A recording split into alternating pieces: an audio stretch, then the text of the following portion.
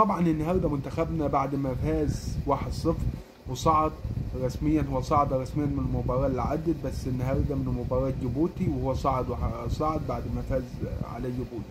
والنهارده فاز على غينيا الاستوائيه او حاجه زي كده، فاز 1-0 بهدف محمد حمدي من اسيست احمد نبيل كوكا لاعب النادي الاهلي. المهم يا حبيب قلب اخوك، طلع علينا وائل الجباني او وائل الاباني على ما يكون اسمه، على ما تحب تنطقه.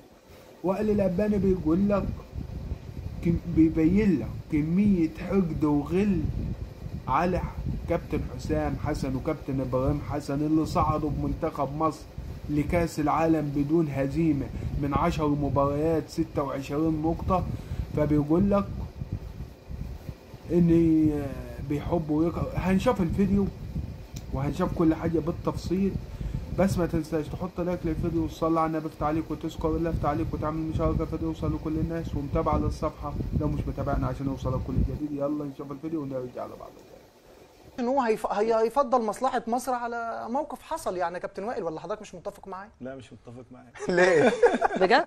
عارفين ان في مدربين بتحب وتكره وفي مدربين بتعند. بس انا عايزه اقول لك حاجه، ولما ابراهيم حسن طلع قال حتى الكوميك ده اللي طلع عليه ان هو احنا ما ناكلش ونشرب ونروح لكاس العالم، ده من قلبه.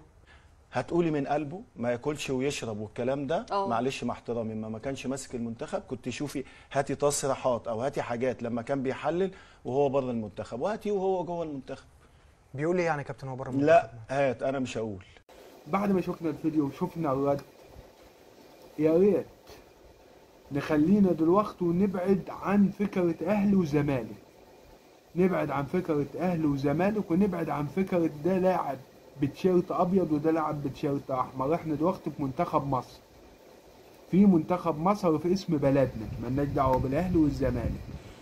وهو لو شايف إن عبد الله السعيد الراجل اللي عدى ال 40 سنة يستحق إنه يلعب فكان هياخده أكيد، فما فيهاش حل.